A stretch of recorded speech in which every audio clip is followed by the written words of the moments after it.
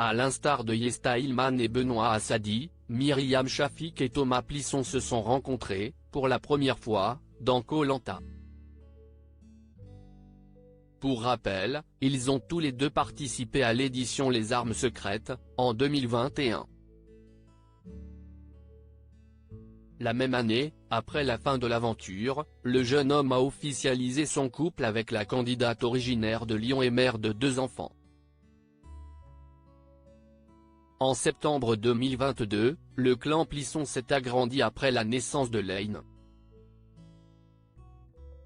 Actuellement, le petit garçon n'est malheureusement pas au meilleur de sa forme.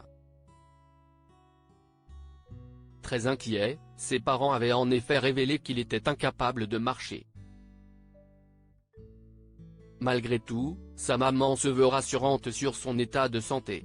Myriam assure que son fils va mieux depuis la naissance de leur adorable bout de chou. Myriam et Thomas, au casting des 50 saisons 2, sont sur un petit nuage.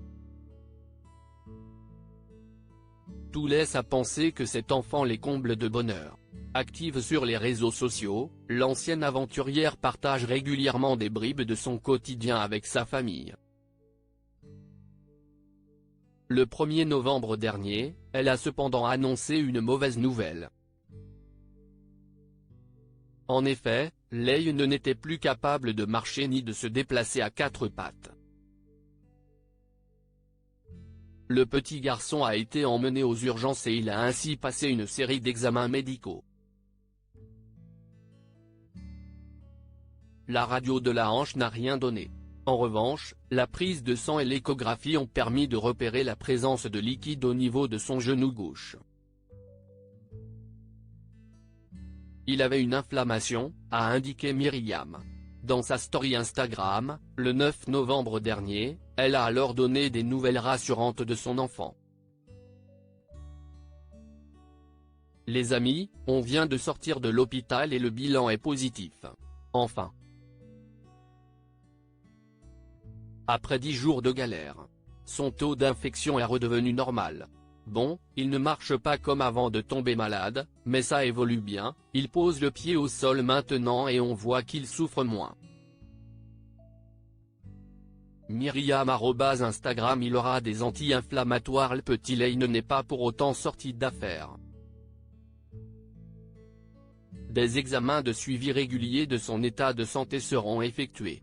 Outre les médecins, Myriam et Thomas devront aussi lui administrer des médicaments pour calmer ses fortes douleurs. Il aura des anti-inflammatoires, mais selon la gravité, ce sera en intraveineuse et donc hospitalisation. Au mieux, ce seront des cachets à la maison. Espérons que son état de santé continue à s'améliorer.